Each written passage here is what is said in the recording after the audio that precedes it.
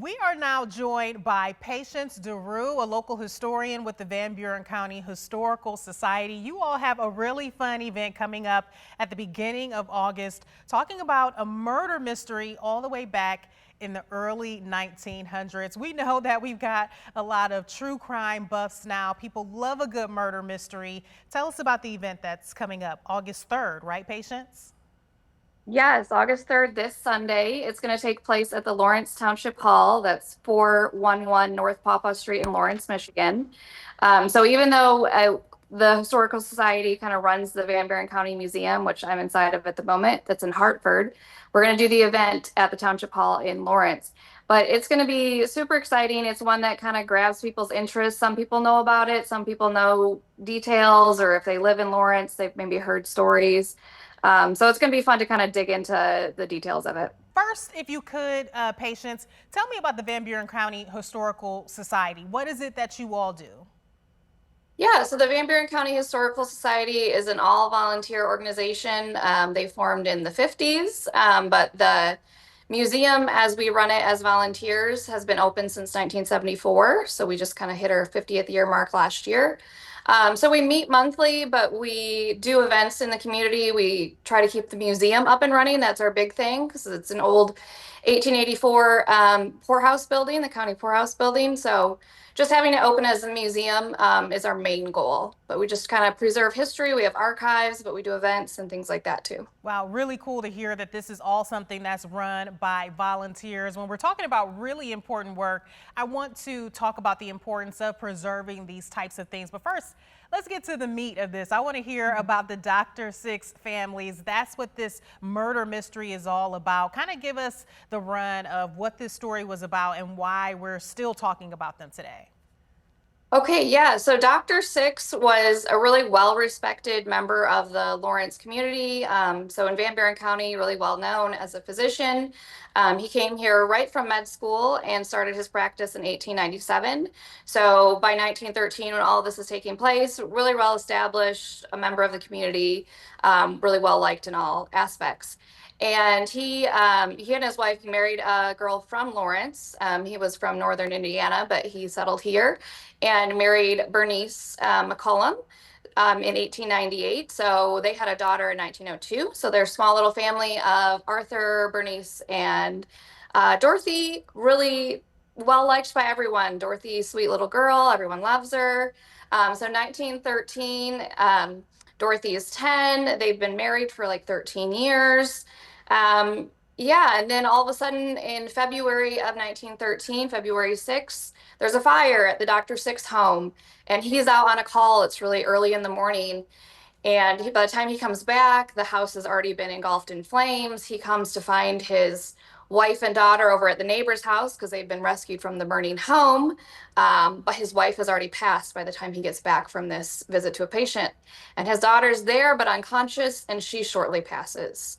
So those deaths of the wife and the daughter, Bernice and Dorothy, were kind of what were really traumatic at the start. And then there's lots of rumors starting to swirl because even though he's respected, there's like, well, did he start the fire? Is there something going on there? And so about 5 weeks later, he ends up taking his own life. And there's a lot of division in the community. They're like, oh, it's all because of these rumors, and he had nothing to do with it.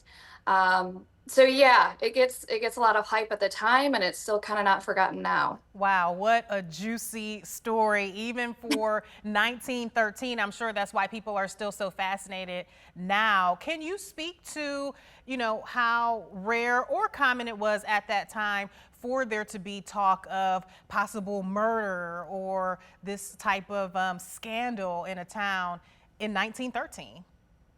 Yeah, I don't know that it was common necessarily. So something like this kind of gets hyped up as like a big case. And the thing is, it wasn't necessarily a murder case to begin with. It was just sort of those rumors that swirled after the daughter and the wife died. And the rumors are actually what caused a fire investigation into the home. The home was insured for $4,000. It was a really big home in the community. It's mentioned as like a palatial mansion in newspapers. Um, And so it was actually the fire investigation based on these rumors that kind of led to further investigation. So by the time he takes his own life, the fire investigation and everything else has gone on, and actually, sort of what maybe instigated taking his life, whether it's known or not, as absolute fact, is the sheriff and the fire investigation investigator were supposed to meet with him at 1 p.m. on that day. Wow. And he took his own life shortly before that meeting was supposed to take place. So there's all those questions. You're like, did he just not want to face it? Was he just tired of these rumors? And so murder charges didn't actually come into play. They didn't do autopsies on the bodies until after his death. So these are like post posthumous, I guess would be the word. I'm like, the posthumous murder charges. He wasn't around to face or answer these, and so that's why it gets uh, unusual in that aspect, I think. Wow. So if I'm understanding it correctly, he was supposed to be meeting with authorities at 1 o'clock that day when they realized that he died by suicide. And he didn't necessarily know it, but those charges were coming. They did eventually come. And so there was something there that had investigators thinking maybe he was involved. Yeah, exactly. The fire investigators didn't want to pay out, and so other authorities got involved. And it was actually the day after his funeral. So he took his life a few days later. There's the funeral. The day after his funeral, they exhumed the bodies of the wife and the daughter to do autopsies on, and that led to eventual murder charges. Wow. And the mystery really sort of deepens beyond that. There's another player involved in this story. There is. So Onalise Stevens was a local school teacher, a little bit younger than Dr. Six. She was in her late 20s. He's in his like late 30s. Um, so she was actually a school teacher and kind of from the area, had moved back to the area after school, but kind of taught like home ec type classes, domestic science classes.